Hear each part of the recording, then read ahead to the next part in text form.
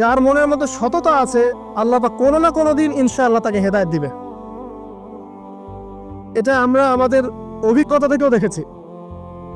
এমন অনেক মানুষকে আমরা দেখেছি যে ড্রাগ অ্যাডিক্টেড ছিল, মিউজিক করেছে, হারাম সম্পর্কের মধ্যে ছিল, নামাজ ঠিক মতো পড়ে নাই, কিন্তু যখনই আল্লাহর কথা আলোচনা হতো দেখতাম সে খুবই শান্তভাবে মন থেকে কথা শুনছে। কথা শুনতে শুনতে শুনতে একদিন মাশাআল্লাহ এখন দেখবেন যে চিল্লা দিয়ে বেড়াচ্ছে বিভিন্ন মসজিদে। আল্লাহ হেদায়েত দিয়েছে, সব ছেড়ে দিয়েছে। এরকম মানুষের অভাব নাই কিন্তু সমাজে। তো এখানে আল্লাহ পাকের রহমত বা দয়ার একটা উজ্জ্বল দৃষ্টান্ত দেখতে পারবেন। ঠিক এরকম আরো একটা ঘটনা আছে বনু ইসরাইলের। এক ব্যক্তি এত পাপ করেছে যে শেষে মৃত্যুর সময় সে সন্তানদেরকে ডাকছে, ডেকে বলছে যে আমি যখন মারা যাব আমার লাশটাকে তোমরা কবর দিও না, যদি আল্লাহ পাক আমাকে ধরতে পারেন তাহলে খবর আছে আমার। কি করতে হবে? সে বলছে যে আমার দেহটাকে তোমরা পুড়িয়ে ফেলবে এবং পুড়িয়ে ফেলার পরে ছাইগুলোকে একত্রিত করবা, করে অর্ধেক ছাই সমুদ্রে ভাসিয়ে দিবা, অর্ধেক ছাই বাতাসে উড়িয়ে দিবা। সন্তানরা তাই করলো। মৃত্যুর পর আল্লাহ পাক এই সমুদ্র এবং জমিনকে বাতাসকে আদেশ করলেন যে তোমরা ছাই জড়ো করে দাও। আর মানুষ আর জিন আল্লাহর কথা না শুনলেও এই প্রকৃতি আল্লাহ পাকের কথা শোনে। বিজ্ঞান বলে প্রকৃতি থেকে সব হচ্ছে। কি প্রকৃতি? প্রকৃতি কি, কাকে বলে? মানুষকে আল্লাহর ইবাদতকে বাদ দিয়ে প্রকৃতি পূজায় নিয়ে গেছে। এই পুরো প্রকৃতি আর মহাবিশ্ব এক আল্লাহর ইবাদত করে। কে সৃষ্টি করলো প্রকৃতি? প্রাকৃতিক ভাবে হয়েছে সবকিছু বলে, আল্লাহ থেকে হয়েছে বলা যাবে না। বললে আপনি মৌলবাদী হয়ে যাবে। আল্লাহ শব্দ ইউজ করলে আপনি মৌলবাদী হয়ে যাবে। ধর্মতাত্ত্বিক শব্দগুলোকে আস্তে আস্তে উঠিয়ে দেওয়া হয়েছে। দেখবেন যুক্তি, বিজ্ঞান, দার্শনিক শব্দগুলোকে আনা হয়েছে। এটাও টেকনিক্যালি করা হয়েছে। কোন সেকুলার মিডিয়াতে আপনি দেখবেন না ইনশাআল্লাহ বলছে। ইনশাআল্লাহ প্রমাণ করবে যে আপনি আস্তিক বা নাস্তিক। তো প্রকৃতিকে আল্লাহ পাক আদেশ করলেন, এই সমুদ্র ছাই জড়ো করো, এই বাতাস ছাই জড়ো করো। তারা ছাই জড়ো করে দিল। এই ব্যক্তিকে বলা হচ্ছে তুমি জীবিত করে আল্লাহ পাক বলছেন তুমি যে এই কাজটা করেছিলে, লিমা ফাআলতা হাযা, তুমি এই কাজটা কেন করেছো? তখন এই ব্যক্তি উত্তর দিচ্ছে, মিন খাশিয়াতিকা ইয়া রাব্বি ওয়া আনতা আ'লাম। হে আল্লাহ, আমি আমার বুঝে যা এসেছে আপনার ভয়েই আমি এই কাজটা করেছি, আর আপনি খুব ভালো করেই জানেন যে আমি আপনার ভয়ে করেছি নাকি অন্য কোনো কারণে করেছি। মানে আপনি আমার মনের কথা জানেন। আল্লাহ পাক তাকে মাফ করে দিলেন। আপনাদেরকে আমি সেই ব্যভিচারী মহিলার কথাও মনে করাই, যে ছিল একজন প্রস্টিটিউট মহিলা, পতিতা, যেটা আমরা বলি সমাজের ভাষায়। যদিও এখন নতুন শব্দ এসেছে সেক্স ওয়ার্কার বা যৌনকর্মী, এবং এগুলোকে আমরা এখন প্রমোট করছি। আমরা এখন অশ্লীলতাকে প্রমোট করছি। এই কথা বলতে আমাদের বুক কাঁপা উচিত নয় যে আমরা এখন অশ্লীলতাকে প্রমোট করছি। আমরা এখন কাপড় খোলার সংস্কৃতি থেকে যাচ্ছি। যে কাপড় খুলে দিয়েছিল ইবলিস। ইবলিস আমাদের বাবা মার কাপড় জান্নাতে খুলে দিয়েছিল, এটা কি জানেন? ফল খাওয়ার পরে এই ফল খেতে কে প্রলুব্ধ করেছে? ইবলিস। গাছের কাছে গিয়ে ফল ভক্ষণ করার পর সর্বপ্রথম আমাদের পিতামাতার গা থেকে কাপড় খুলে পড়ে গেছে। আমাদের পিতামাতাকে মহাবিশ্বে নগ্ন করে দিয়েছে ইবলিস, আর তার অনুসারীরা এই জমিনে আদম সন্তানদেরকে নগ্ন করছে এখন। অতএব এই যে একটা ট্রেন্ড এখন চলছে, দেখবেন হারাম রিলেশনশিপকে মিডিয়ার মধ্য দিয়ে প্রমোট করা হচ্ছে, মনে হয় একটা স্বাভাবিক বিষয়। কোনো বিষয় না এটা, যে কেউ জেনাই করতে পারে। জেনা পর্ন খুব নর্মাল। হালাল ভাবে যদি আপনি বিয়ে শাদী করতে চান তখন সমস্যা হচ্ছে। হালাল ভাবে যদি আপনি বিয়ে করতে চান তখন সমস্যা হচ্ছে। হারাম ভাবে আপনি যা ইচ্ছা তাই করতে পারেন, সমাজে কেউ কিছু বলছে না। এখন বলছে এগুলো স্বাধীনতা। সুবহানাল্লাহ, কোন স্বাধীনতা? স্বাধীনতা বলে কোনো শব্দ নয় মহাবিশ্বে। এই পুরো বিশ্বের সমস্ত মানুষ আল্লাহর অধীনে পরাধীন।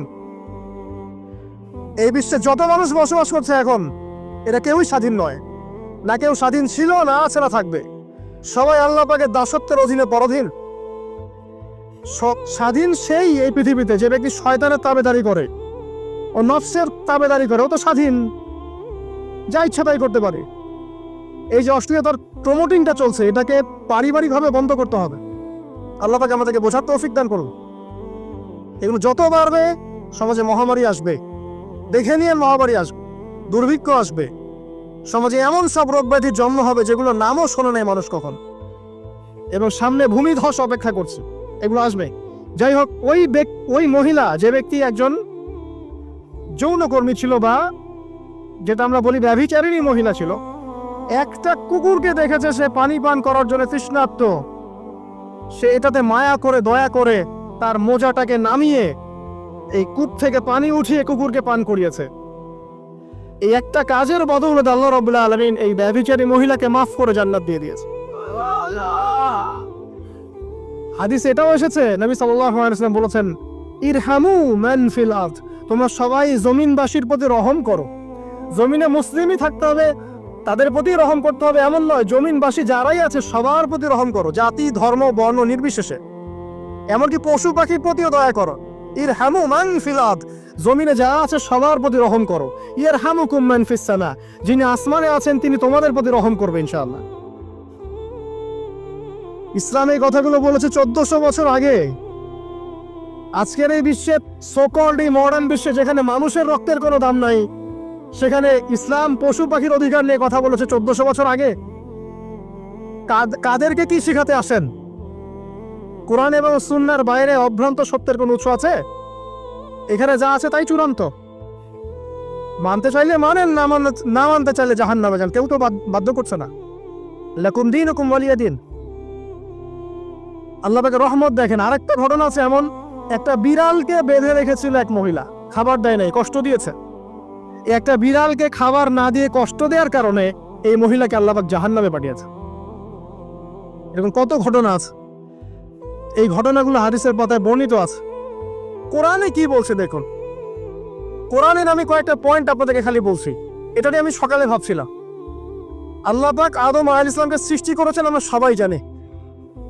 আল্লাহ পাক সূরা সাদের মধ্যে বলছেন ইবলিসকে, হে ইবলিস, তোমাকে কিসে বারণ করলো আদমকে সেজদা করতে, যে আদমকে আমি নিজের হাত দিয়ে সৃষ্টি করেছি। আল্লাহ রাব্বুল আলামিন যে আমাদেরকে এত যত্ন করে ভালোবেসে সৃষ্টি করেছেন, এটা কি আল্লাহ পাকের দয়ার নিদর্শন নয়? মহাবিশ্বের অন্য কোন মাখলুক সৃষ্টির ব্যাপারে আল্লাহ পাক বলেন নাই খলাকতু বিয়াদাই, আমি নিজ হাতে তাকে সৃষ্টি করেছি। শুধু সৃষ্টি নয়, সৃষ্টি করার পর আল্লাহ পাক তাকে সমস্ত নাম শিক্ষা দিয়েছেন। এই যে জ্ঞান শিক্ষা দেওয়া, জ্ঞান, এটা আল্লাহ পাকের সবচেয়ে বড় নিদর্শনগুলোর মধ্যে অন্যতম। এবং আল্লাহ পাকের সবচেয়ে বড় দয়া, আমার মত এটা, মানব জাতির উপরে আল্লাহ পাকের সবচেয়ে বড় দয়াটা হচ্ছে কি জানেন? আল্লাহ পাক আমাদেরকে জ্ঞান শিক্ষা দিয়েছেন, ওহী নাজিল করেছেন। এটা সব কিছুর ঊর্ধ্বে। কারণ আপনি তওবা করবেন, জ্ঞান লাগবে। নামাজ পড়বেন, জ্ঞান লাগবে। রোজা রাখবেন, জ্ঞান লাগবে। যাকাত দিবেন, ইলম লাগবে। আপনি দিনের যে কোনো আমল করেন, ইলম লাগবে। জান্নাত জাহান্নামের পথ খুঁজে পেতে হলে ইলম লাগবে। দেশ চালাবেন, ইলম লাগবে। অর্থনীতি চালাবেন, ইলম লাগবে। ইলম ছাড়া কিছু নাই, ইলমের উপরে কিচ্ছু নাই। এই ইলমটা আল্লাহ পাক কাকে শিক্ষা দিয়েছেন? আদম আলাইহিস সালামকে। আমরা তো শিখেছি সমাজবিজ্ঞান বইগুলোতে যে আমাদের পূর্বপুরুষরা নাকি গুহায় থাকতো, আর গাছের ছাল পাতা খেয়ে থাকতো, তাই না? লতা পাতা খেয়ে থাকতো, গাছের ছাল পাতা খেয়ে পোশাক পরতো আর কি। বোগাস, ডাহা, মিথ্যা কথা। আল্লাহ রাব্বুল আলামিন সূরা বাকারা এবং সূরা আরাফ পড়ে দেখেন, আল্লাহ পাক বলছেন যে আদম আলাইহিস সালামকে আল্লাহ পাক সমস্ত নাম জ্ঞান শিক্ষা দিয়েছেন। মহাবিশ্বের যে প্রয়োজনীয় জ্ঞানগুলো আছে সেগুলো আল্লাহ পাক আদমকে শিখিয়েছেন আলাইহিস সালাম। ওয়াল্লামা আদামাল আসমাআ কুল্লাহা, আল্লাহ পাক আদমকে সমস্ত নাম শিক্ষা দিয়েছেন।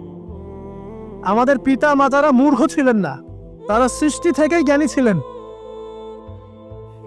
আদম আলাইহিস সালামের পারমাণবিক বোম বানানোর কোনো প্রয়োজন ছিল না, ছিল?